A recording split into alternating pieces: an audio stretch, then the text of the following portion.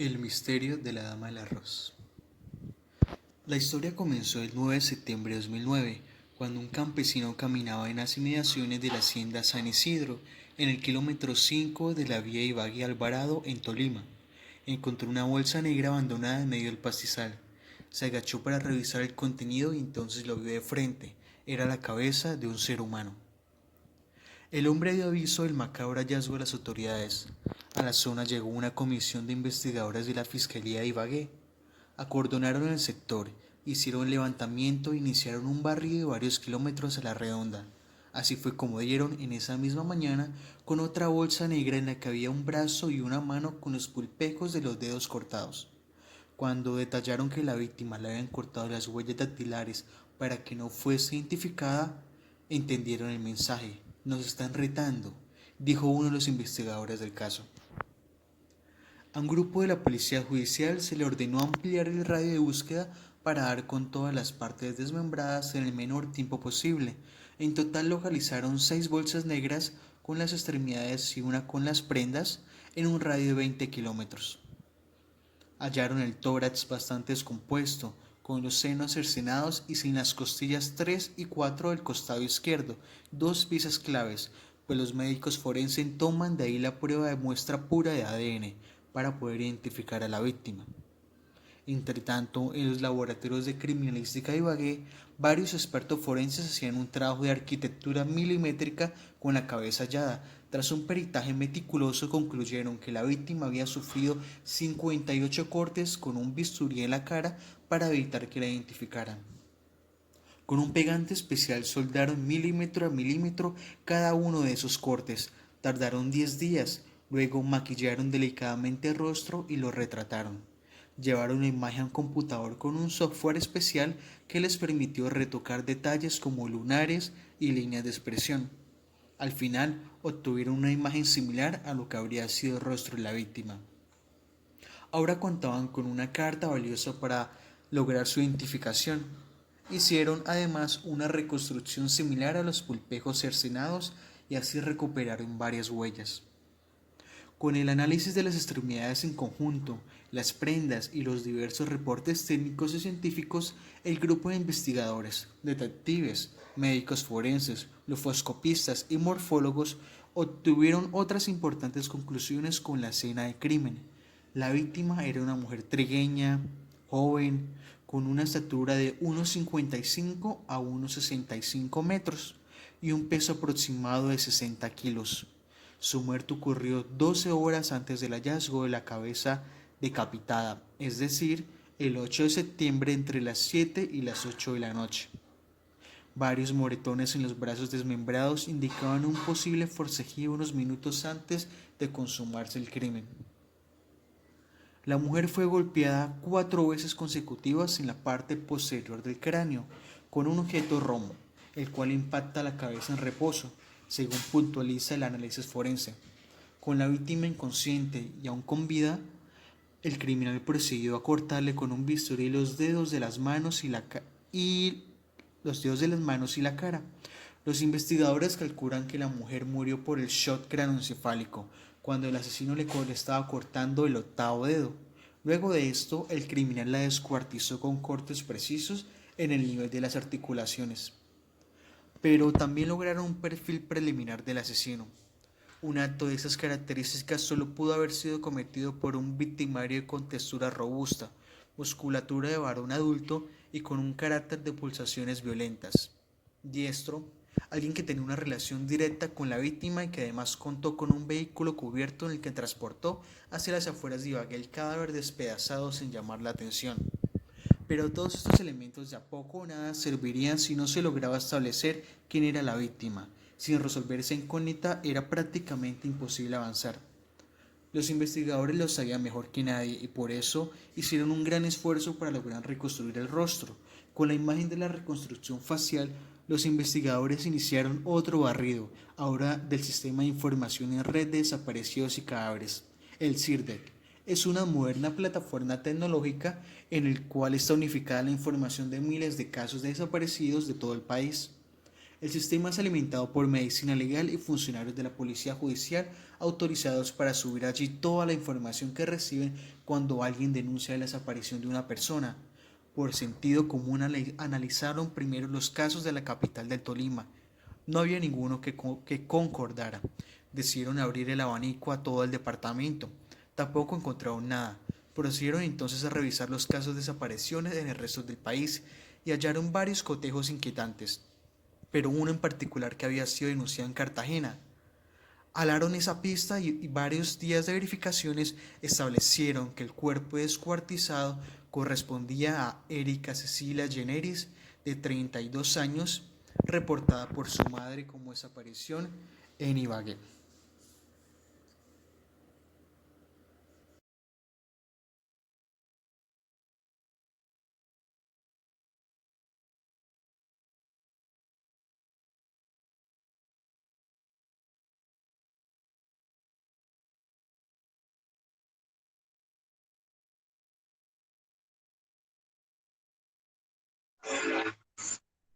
Bueno, vamos a continuar con la exposición de biología y genética forense, presentada con mi compañera Jenny Paola Méndez Hernández y quienes habla Richard Steven Borges Delgado.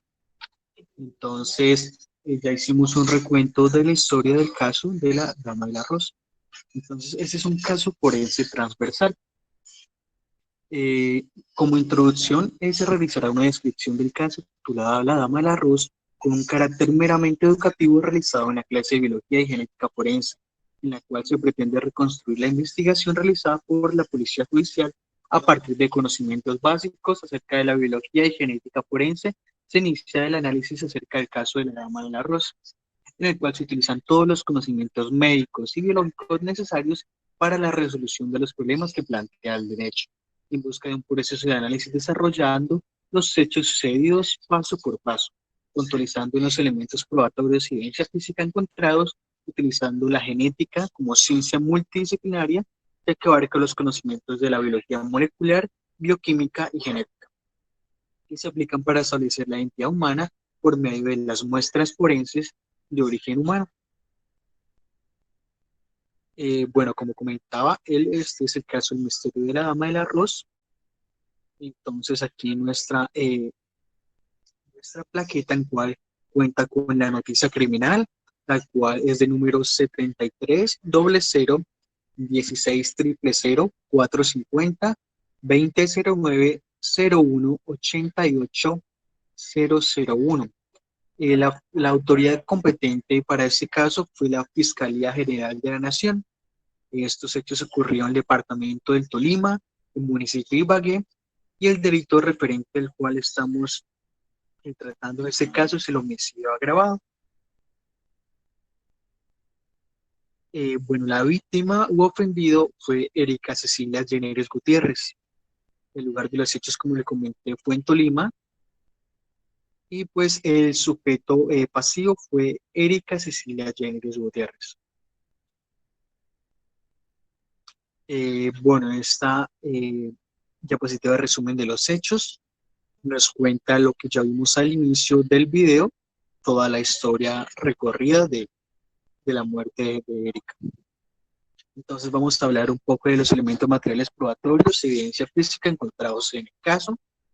Entonces los enumeramos. Primeramente está la necropsia realizada por medicina legal, la reconstrucción de rostro, la reconstrucción de las huellas dactilares, los rastros de sangre descubiertos por investigadores del CTI en la casa donde habitaba la mujer, rastros de polvo de las arroceras en la camioneta en la que transportaron el cadáver, características del agresor revelados a través del tipo de heridas causadas, leve discapacidad en las manos de Aldana y de la forma de descuartizar, el perfil criminal del agresor, la investigación realizada sobre el computador de la familia Aldana, donde se encuentra un software de espionaje y se logra descifrar la clave de acceso y se encuentra una serie de conversaciones sostenidas por la víctima, las cuales se convierten en el móvil del asesinato. La entrevista a los familiares sobre el comportamiento del presunto agresor. Bueno, estos fueron los elementos materiales probatorios. Entonces ahora vamos a hablar de los fluidos y tejidos corporales. Primeramente entendiendo cuál es el término de cada uno. Como fluidos corporales son todas aquellas sustancias que pueden fluir o que se producen en el interior de los seres vivos. Ya pueden ser líquidos o gases, incluso los sólidos finamente pulverizados. Y los tejidos corporales son las estructuras anatómicas de los seres vivos, como los tejidos, órganos y sistemas. Entonces, como fluidos, vamos a hablar de la sangre. Los análisis de la sangre se utilizan en la ciencia forense para ayudar a identificar a las personas que pueden estar involucradas en un delito. Los análisis de sangre se utilizan en los casos de un crimen sangriento o lugar del accidente para ayudar a identificar a las posibles víctimas, entre otros. Estas pruebas proporcionalmente nos indican datos que se comparan con una muestra de un individuo conocido. Cuando los datos coinciden, se establece una relación entre la persona y el delito que se puede presentar en un tribunal de justicia. La composición. Entonces, los elementos formes son elementos semisólidos y particulados representados por células y componentes derivados de las células. Los elementos formes de la sangre son variados en tamaño, estructura y función y se agrupan en las células sanguíneas, que son los glóbulos blancos o leucocitos, células que están de paso por la sangre para cumplir su función en otros tejidos. Los derivados celulares, que no son células estrictamente, sino fragmentos celulares, están representados por los eritrocitos y las plaquetas. Son los únicos componentes sanguíneos que cumplen sus funciones estrictamente dentro del espacio vascular. Bueno, características físico-químicas. La sangre es un fluido no newtoniano, entonces con movimiento perpetuo y pulsátil que circula unidireccionalmente contenida en el espacio vascular. El impulso hemodinámico es proporcionado por el corazón en colaboración con los grandes vasos elásticos. La sangre suele tener un pH entre 7,33 y 7,34. Esos valores presentes en la sangre arterial. Sus variaciones más allá de esos valores son condiciones que deben corregirse pronto. Alcalosis cuando el pH es demasiado básico y acidosis cuando el pH es demasiado ácido.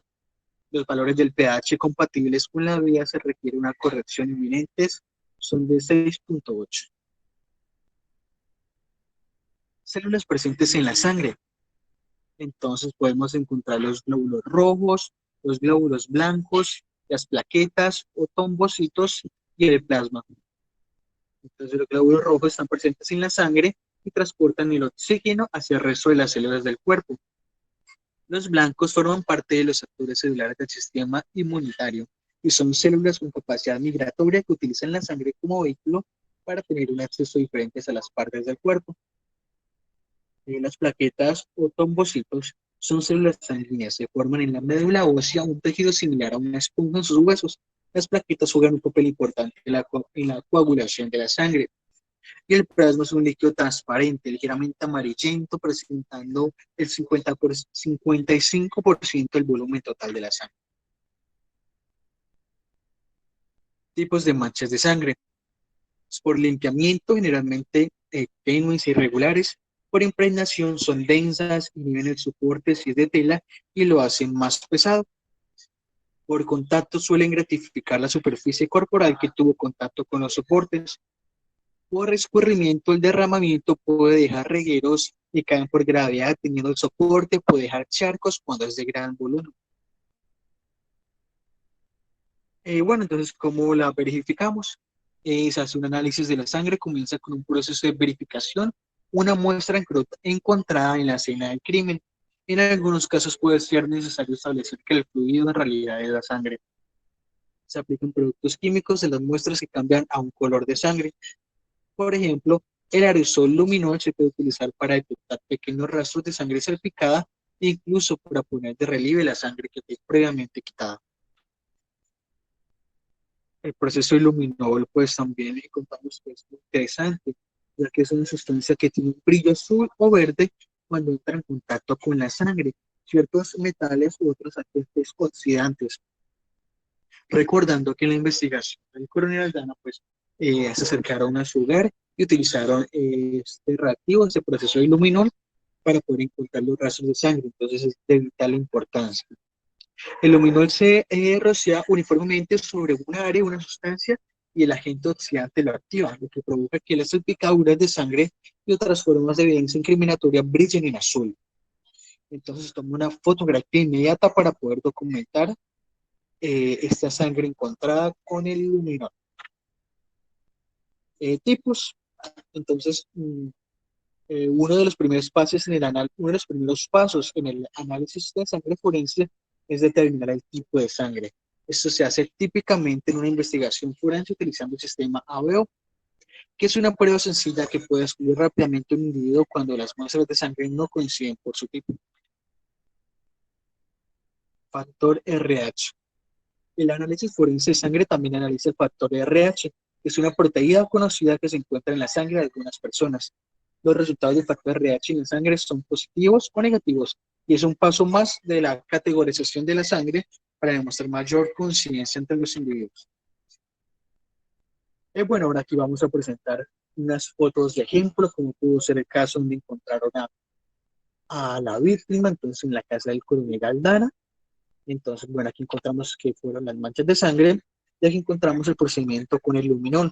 Entonces se hizo el cotejo pertinente, se marcaron las áreas determinadas y se utilizó el reactivo de luminol.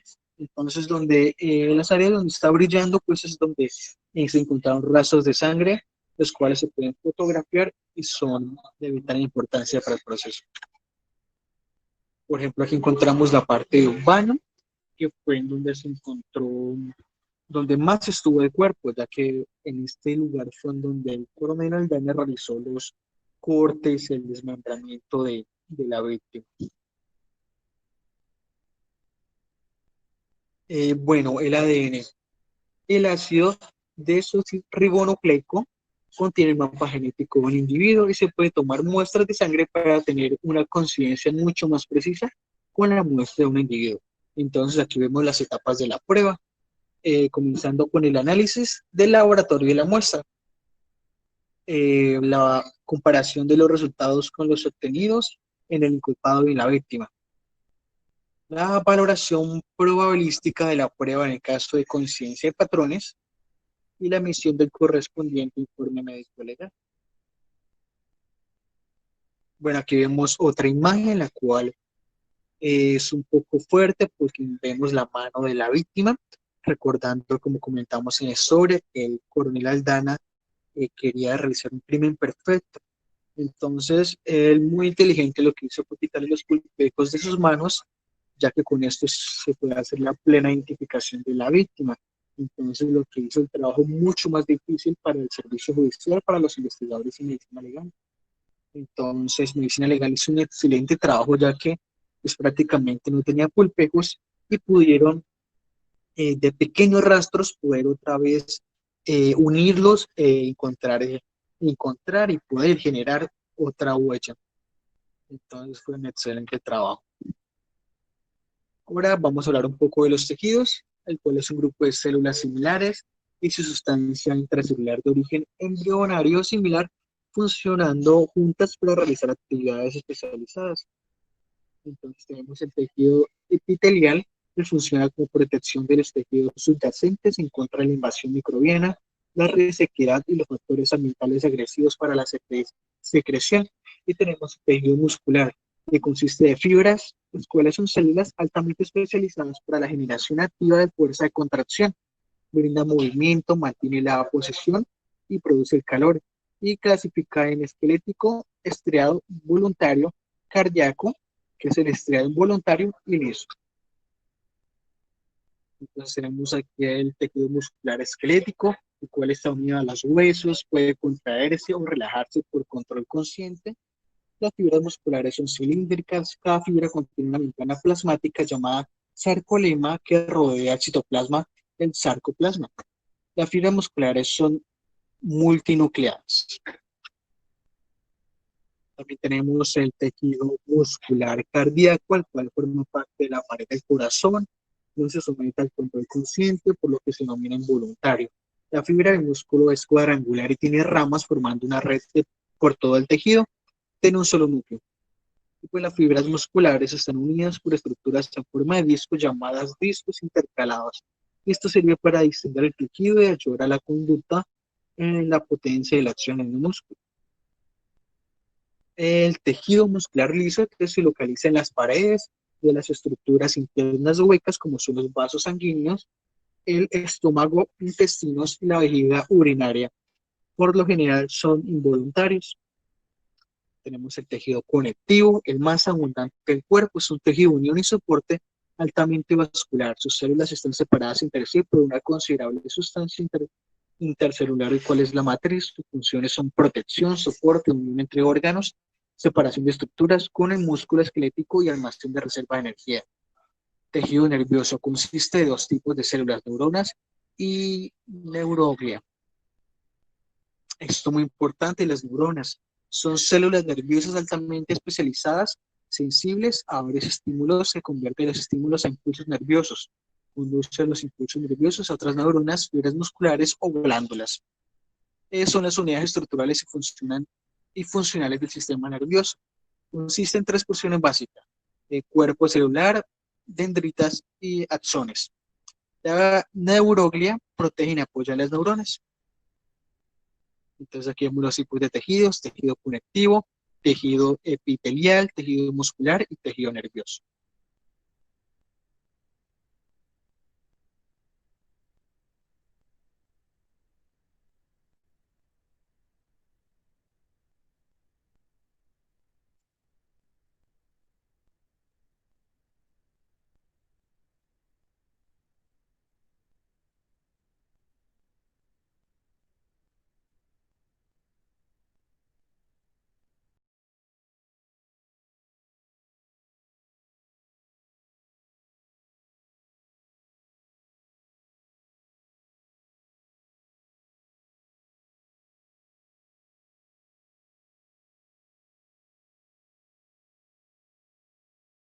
Bueno, continuando con la exposición, encontramos las células de origen biológico.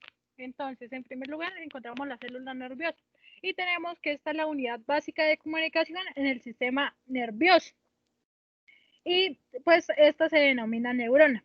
Cada célula nerviosa está conformada por un cuerpo celular que comprende el núcleo, una fibra de ramificación principal llamada acción y numerosas fibras de ramificación más pequeñas llamadas dendritas. Bueno, así también tenemos que la vaina de la mielina es la materia grasa que recubre, aísla y protege los nervios del cerebro y de la médula espinal. También dentro de las células de origen biológico encontramos las células de la piel, y bueno, esta es la estructura histológica básica de la piel. Bueno, esta es igual en todos los vertebrados y de manera general se puede decir que esta está formada por la epidermis, la dermis y la hipodermis. Cada una de las capas tiene funciones y componentes diferentes. La epidermis deriva embriológicamente del ectodermo y la dermis y la hipodermis del mesodermo.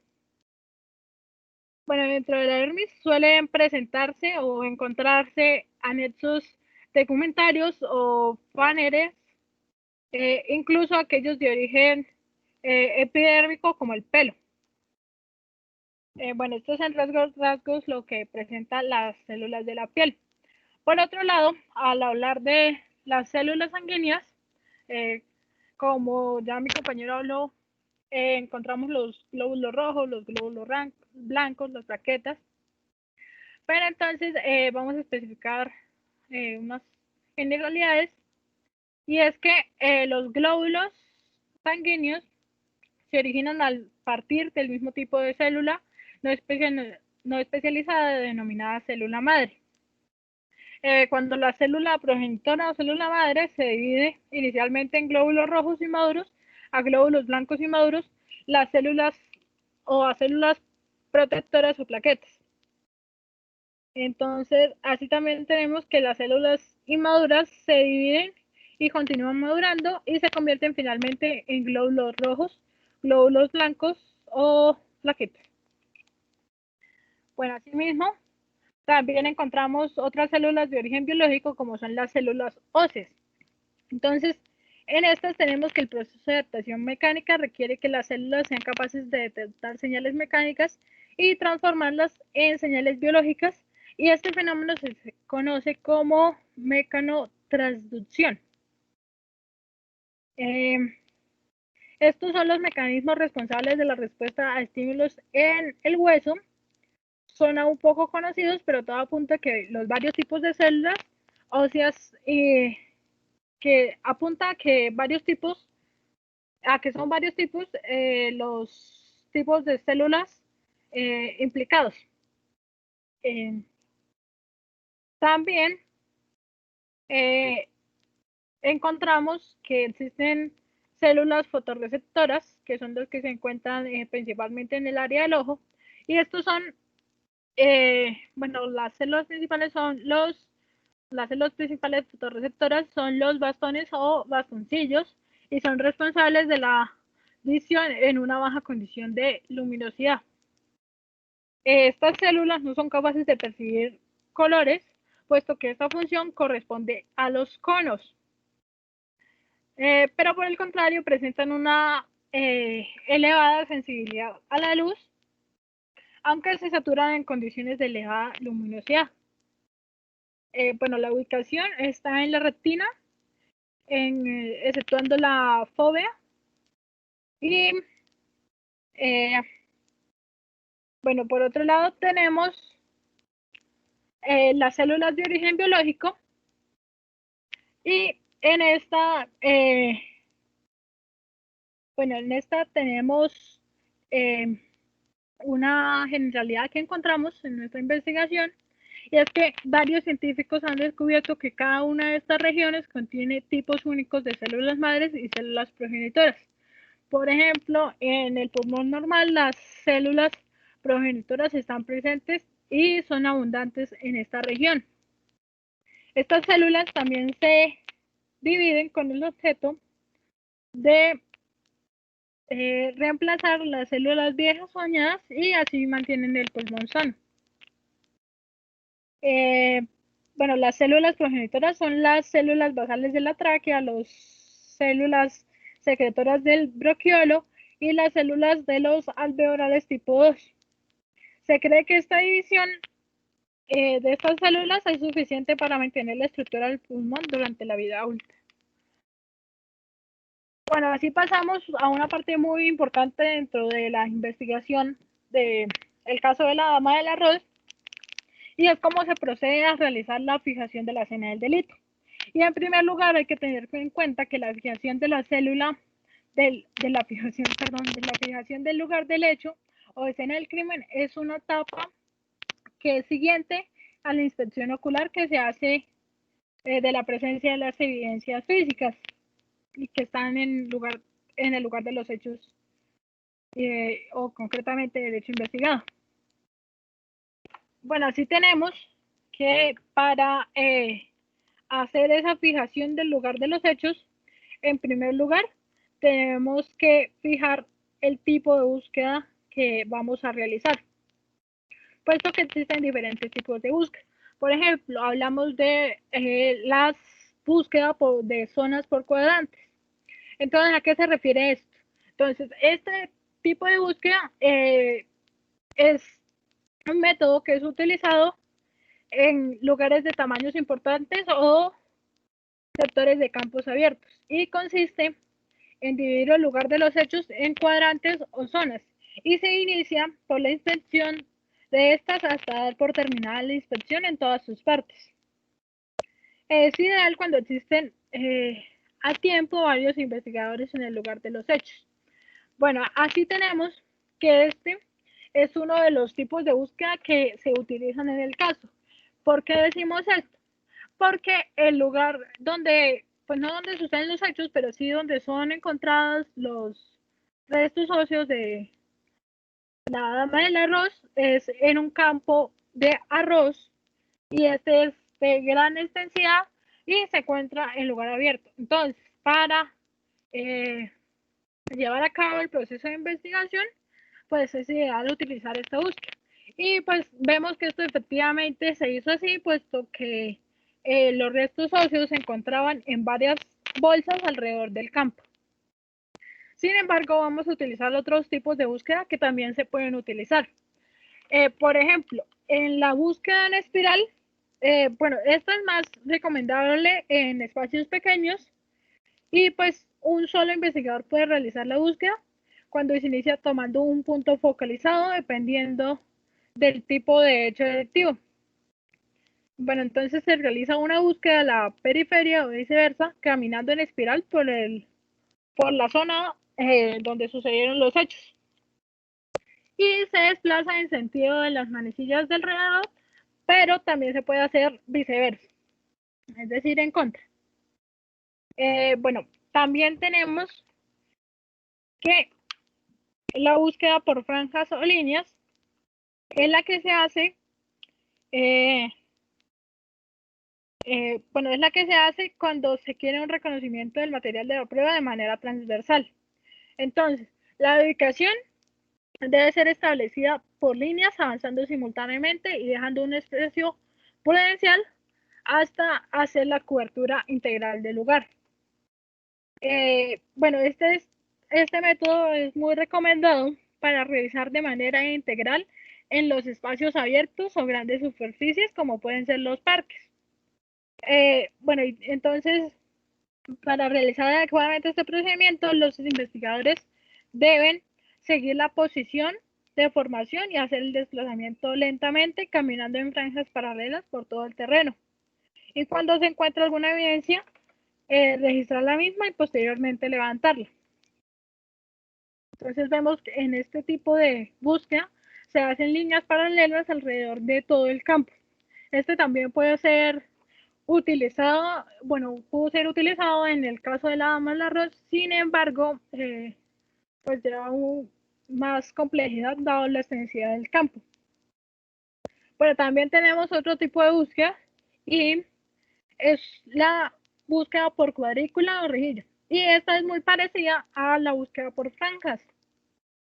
Se diferencia de este método porque brinda una doble cobertura, o sea, no solamente son líneas paralelas, sino que también se van a fijar unas líneas transversales. Así abarcan de oeste a este como de norte a sur. Y se forma una cuadrícula por todo el terreno. Bueno, por último tenemos la búsqueda radial.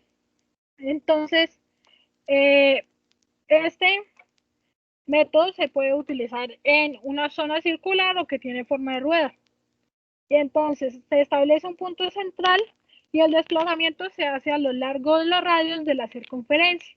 Inicia en el centro y en un centro que ha sido designado previamente y donde se halla la evidencia principal, pues donde se halla la línea principal, se traza la línea de circunferencia.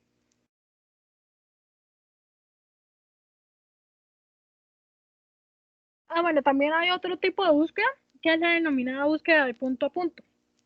Sin embargo, esta no se encuentra en las diapositivas, pero brevemente podemos decir que esta es la que permite ubicar evidencias siguiendo las necesidades del reloj, relacionando la evidencia que se haya encontrado paso a paso. Sin embargo, pues hay que decir que este método pues no se incluyó en las diapositivas porque es considerado ineficaz, porque no lleva una metodología muy rigurosa, sino que se va de un elemento a otro. Es decir, está en desorden, por así decirlo. Bueno, vamos a mirar la documentación fotográfica que se realiza en la escena del crimen. Entonces, tenemos que en este se pueden tomar una serie de fotografías dependiendo de lo que necesitamos encontrar. Entonces, en primer lugar, decimos que podemos utilizar la fotografía panorámica si se trata de hacer una toma global y pues esto se refiere a hacer una toma de la amplitud horizontal de la sombra y tiene pues una reducción vertical. Bueno, se usa mostrar el aspecto general del lugar de los hechos y los elementos materiales o evidencia física en que se encuentran en su posición. Por ejemplo, este tipo de panorámica sería muy útil en nuestro caso porque muestra de manera global cómo está situado los restos óseos o los restos del cuerpo que se encontró en el campo de arroz. También, bueno, vemos que otro tipo de fotografía que se puede tomar es la toma fotográfica, que se utiliza para mostrar la posición de un sujeto o un objeto con relación a otro. Y se busca con el fin de ubicar o relacionar los elementos materiales probatorios. Bueno, también tenemos que se puede tomar otro tipo de fotografías denominado plano medio. Bueno, estos son tomas fotográficas que permiten ver la cantidad de razonables detalles que se encuentran en el sujeto, al igual que revelan el entorno donde se encuentra, y se usan con el fin de relacionar muebles, objetos, instrumentos o cuerpos, cambiando la posición o ángulo de disparo fotográfico. Pues este es una documentación fotográfica que ofrece mucha resolución y pues obviamente ofrece mucha más nitidez al momento de pues, fotografiar los elementos materiales probatorios. Bueno, también hablamos de los primeros planos y tenemos que estas son tomas fotográficas a muy corta distancia donde el sujeto u otro objeto, donde está el sujeto u otro objeto a fotografiar. Entonces, tenemos que estos tipos de fotografías están muy cerca y pues la visión de este solamente logra encasillar el objeto y nos permite mostrar las características o detalles que se encuentran en estos. Bueno, hay otro tipo de fotografía denominada primerísimo primer plano, perdón.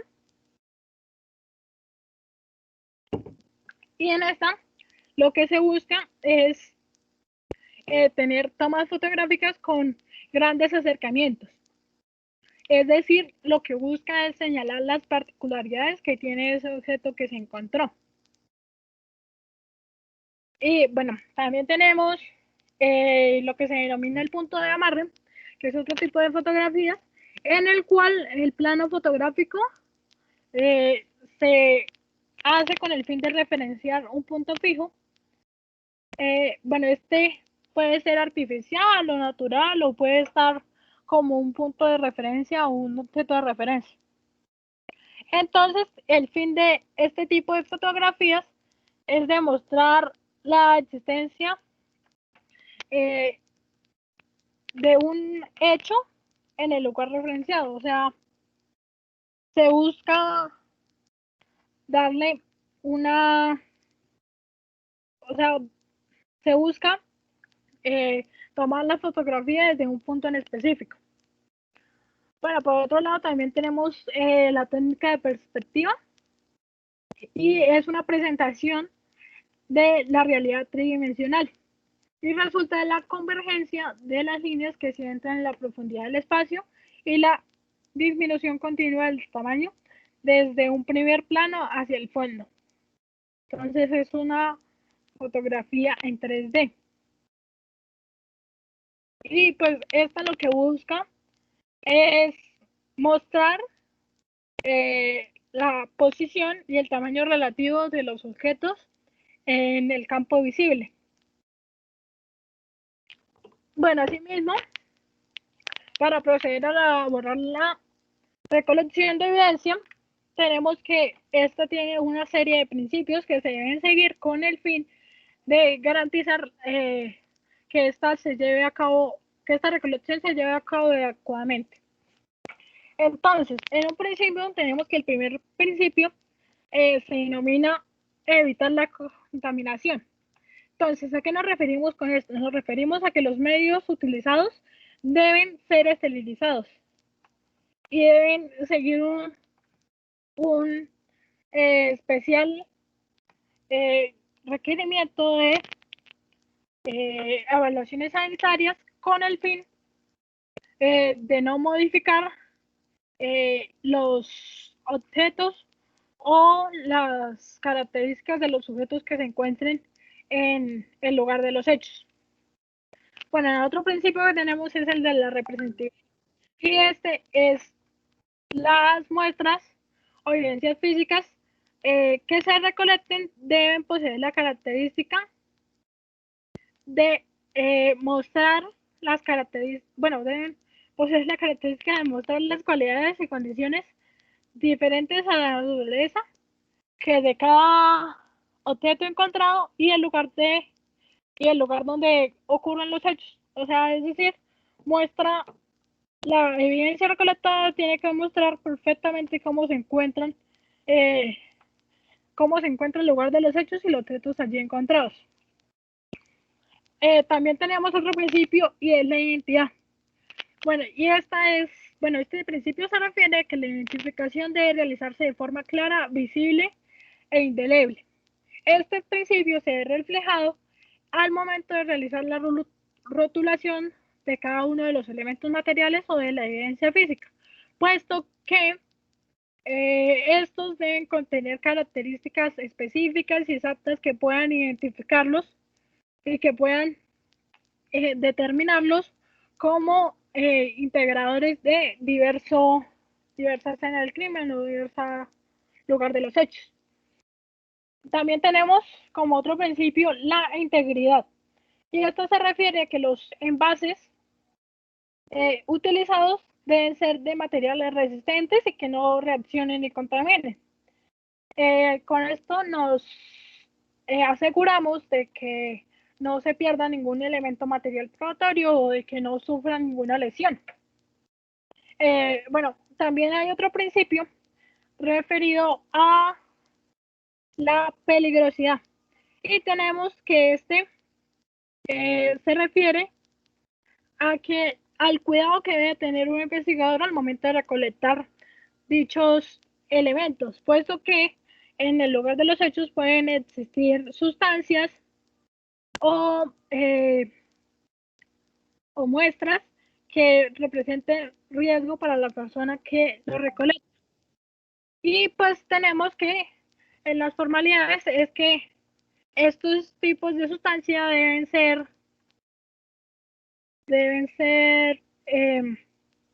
por así decirlo, muy detallados, informar quién los recibió y tener en cuenta todas las normas referidas a estos aspectos. Es decir, tratar de no incumplir ninguna de ellas.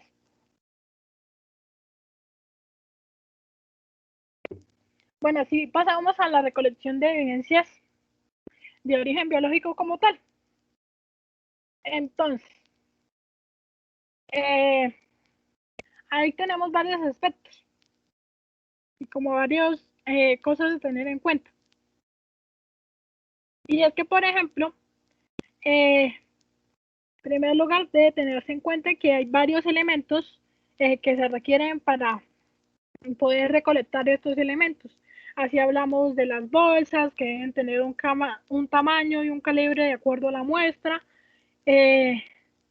Deben también ser de polietileno con cierre hermético, dependiendo de la muestra, puesto que pueden hablarse unas que no tengan cierre hermético y otras que, dadas las características de las sustancias, se requieran dicha cualidad.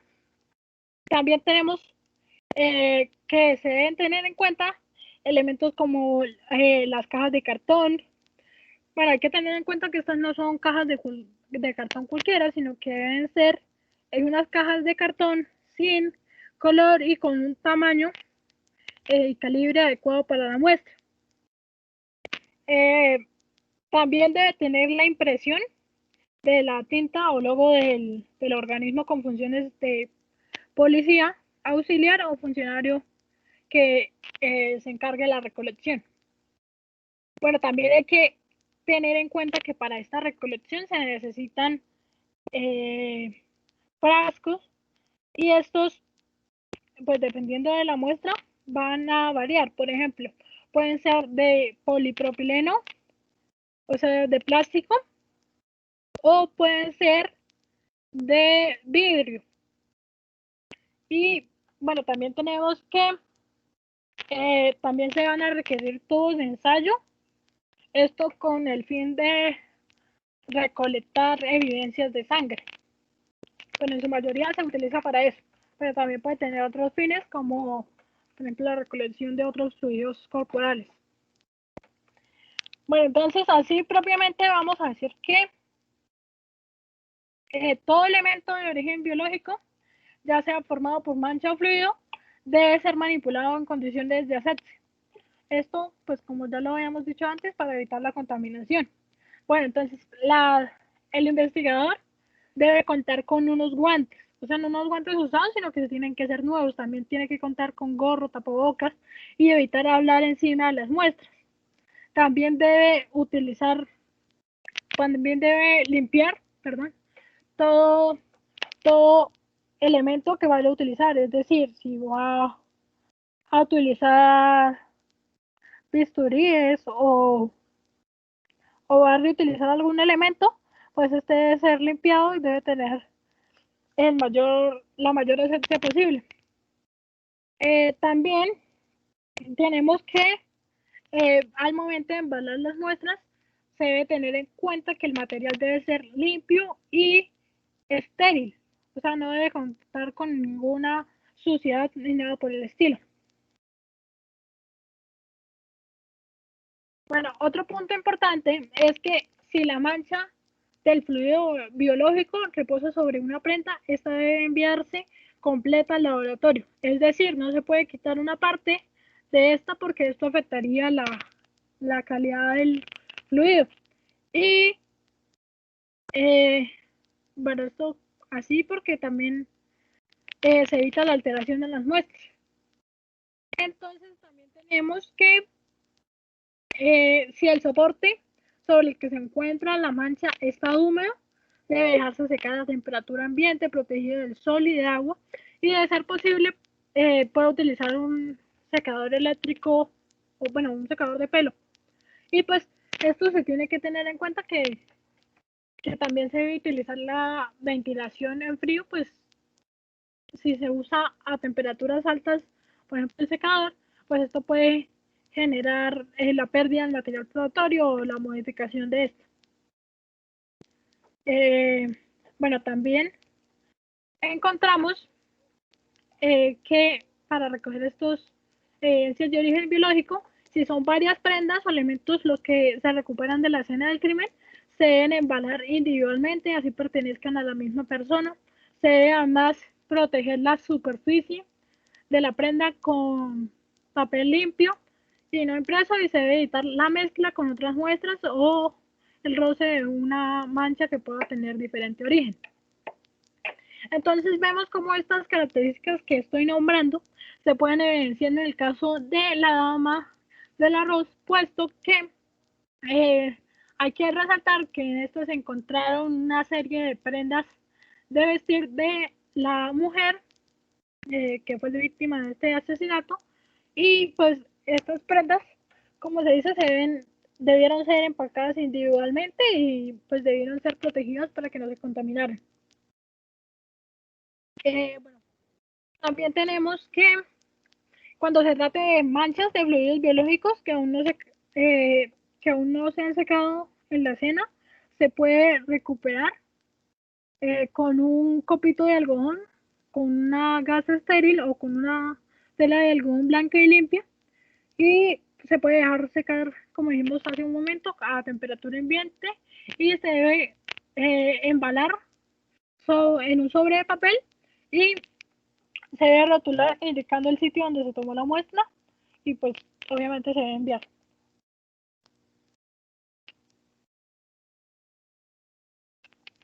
Bueno, entonces, ¿cómo fue el manejo de las muestras en el caso de homicidio?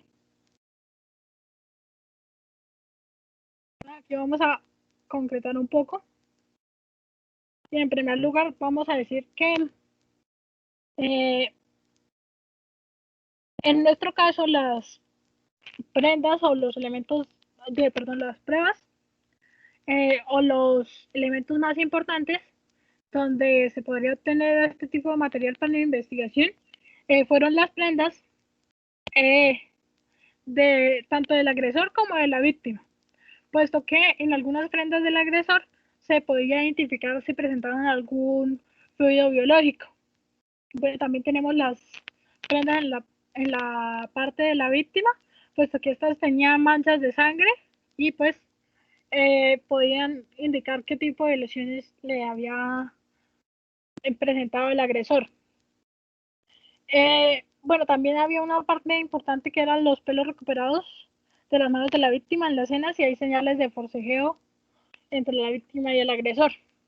Bueno, estos no fueron tan importantes en el esclarecimiento del caso de la dama del arroz. Bueno, también otros elementos importantes pueden ser pues los tejidos, lo que se encontraba bajo de las uñas de la víctima o los restos que se encontraban en el cuerpo de la víctima. Bueno, también encontramos que los otros elementos que nos podían servir para esclarecer eran los vestigios biológicos recuperados de la escena y que realmente pueden vincular al agresor con los hechos. Bueno, hay que tener en cuenta, que para el caso de la dama del arroz, lo más importante que sirvió fue la muestra de tejido. ¿Esto por qué? Porque la víctima presentaba una serie de cortaduras o heridas cortopunzantes alrededor de todo su cuerpo. Así, pues la recolección de cualquier tejido podría ayudar a la reconstrucción facial, tanto dactilar de la víctima. Bueno, también tenemos los métodos de levantamiento.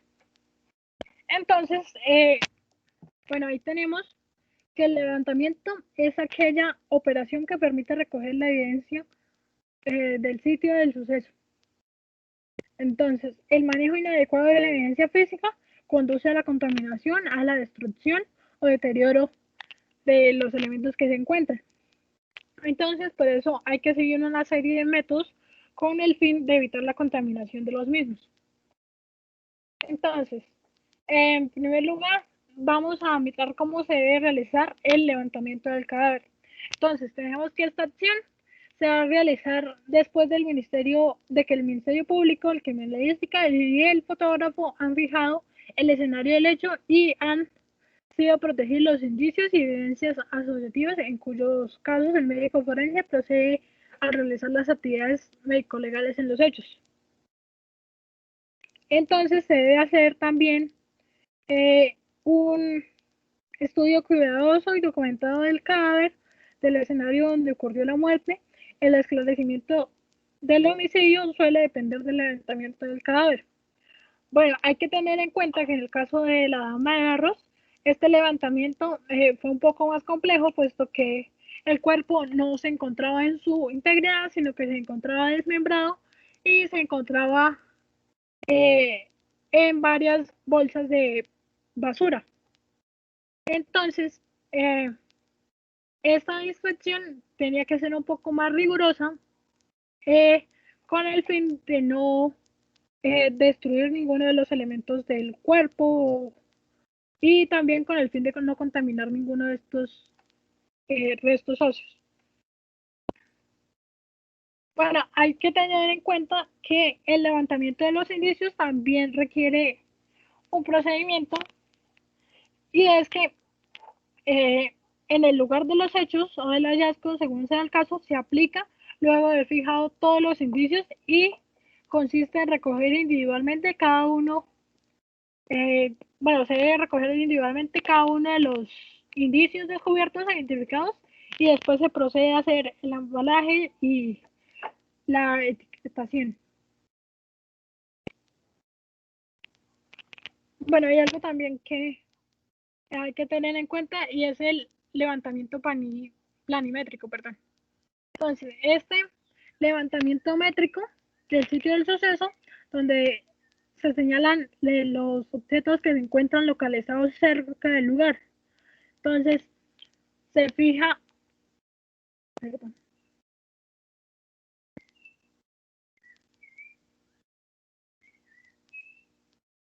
Entonces, se fija pues dónde están cada uno de estos objetos y qué relación tienen con el espacio. Entonces, se hace un plano donde se muestran gráficamente de manera global los detalles, los hechos y los elementos de interés criminalístico. Entonces, tenemos que, como características de este dibujo, es que este dibujo realizado, es que para realizarlo se tiene que primero abordar de manera amplia el sitio, o sea, se debe hacer una observación exhaustiva del mismo, qué propósito, bueno, se debe establecer qué propósito, con qué propósito se va a delimitar visualmente el croquis o el bosquejo, y también hay que tener en cuenta que este dibujo se realiza a mano alzada, es decir, en lo posible se realiza sin más, o sea, sin ninguna característica métrica en especial, simplemente se tiene en cuenta pues dónde está la ubicación cardinal, la ubicación exacta de los hechos, las dimensiones y la distancia en que se encuentra cada uno de los elementos. Bueno, pasamos a algo importante y es el embalaje de las evidencias de origen biológico.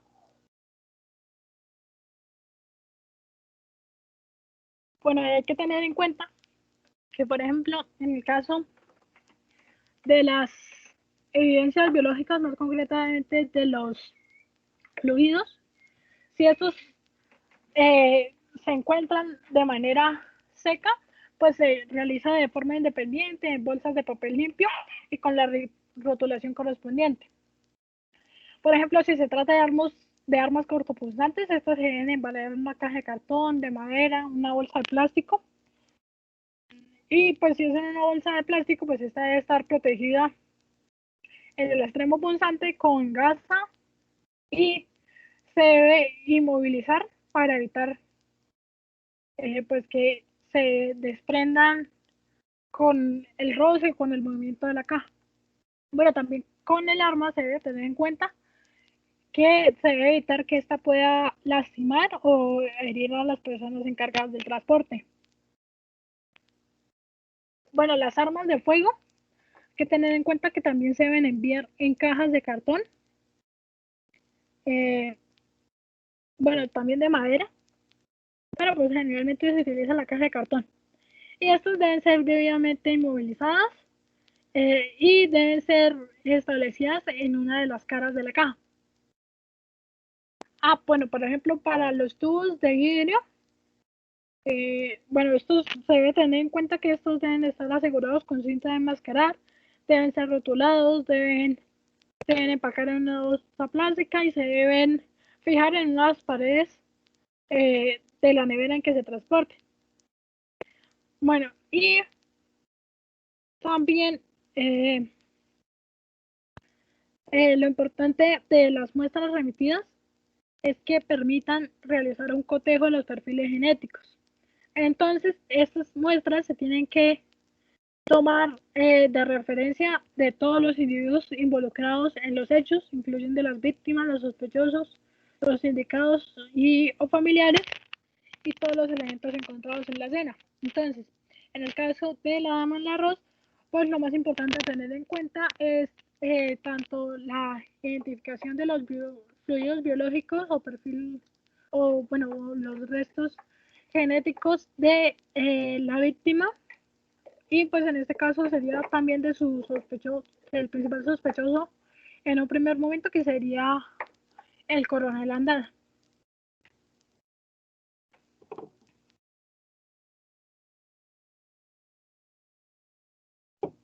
Bueno, pasamos a algo muy importante, que es la rotulación, y entonces esta se debe hacer de forma individual. Debe indicar el número del consecutivo, debe indicar la hora, la fecha, el lugar, debe indicar la autoridad que lo remite, el número del sumario de inspección del cadáver, de proceso o de oficio petitorio, y debe incluir una breve descripción de la muestra. También debe incluir el sitio donde se recuperó esta muestra en la escena. Bueno, hay que tener en cuenta que pues a estas características que ya dije anteriormente también se le pueden sumar otras, y es que los funcionarios encargados de realizar ese procedimiento utilizan el rótulo establecido en la parte del manual. Bueno, el manual que ya se nos había suministrado, y que pues es el que utilizan los investigadores criminales para realizar su labor. También es obligación de las personas involucradas en el manejo del sistema de cadena custodia garantizar el diligenciamiento completo del rótulo. Es decir, es deber de todos garantizar que este se haga de manera completa. Bueno, también hay que tener en cuenta que el rótulo se debe diligenciar con una tinta indeleble. Es decir, se debe realizar con una tinta permanente. No se admite, por ejemplo, el caso de los lapiceros borrables, sino que esta debe ser permanente y debe estar de manera concisa, precisa y exacta. La letra debe ser clara y legible.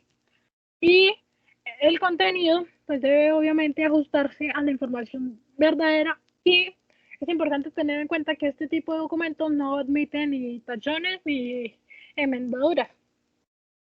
Pero también hay que tener en cuenta que complementario a lo que dijimos respecto a la hora y la fecha, bueno, estas deben registrarse en números arábicos y se escribe en secuencia. Es decir, se escribe el día, el mes y el año, y la hora.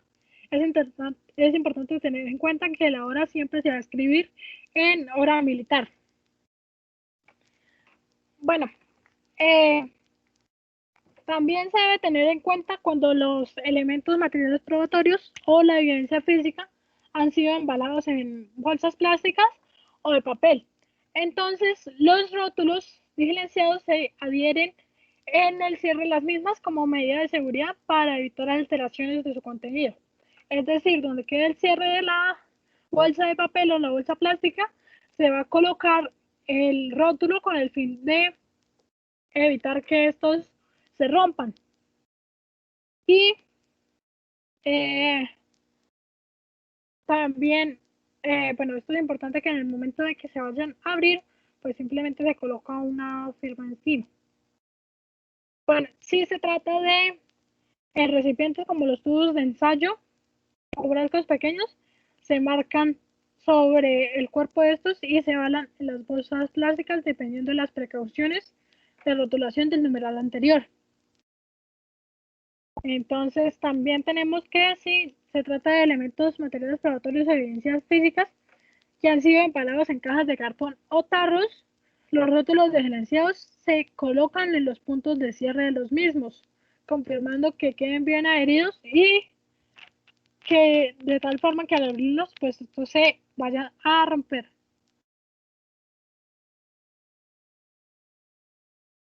Bueno, ahora también tenemos que es importante tener en cuenta que las muestras físicas,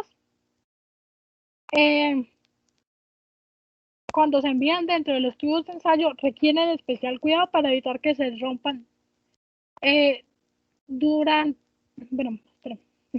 bueno, cuando se envían de manera líquida entre los tubos de ensayo, se requieren que tengan especial cuidado en que no se rompan durante el transporte.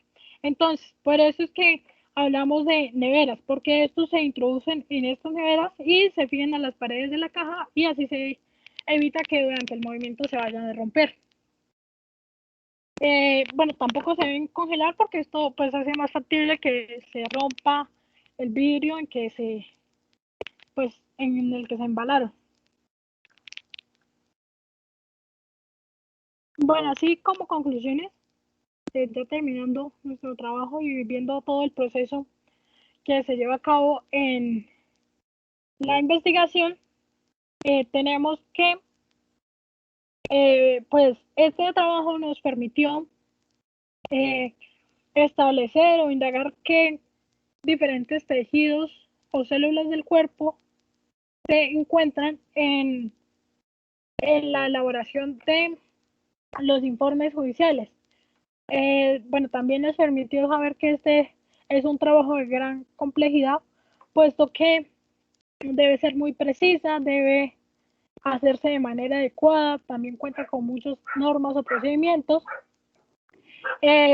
También pues, nos permitió establecer la forma en que estos elementos materiales probatorios se recolectan, cómo debe ser su rotulación, cómo deben ser enviados al laboratorio.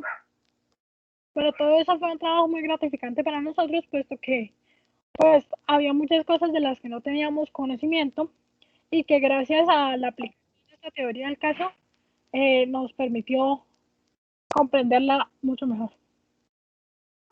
Bueno, eso fue todo. Muchísimas gracias.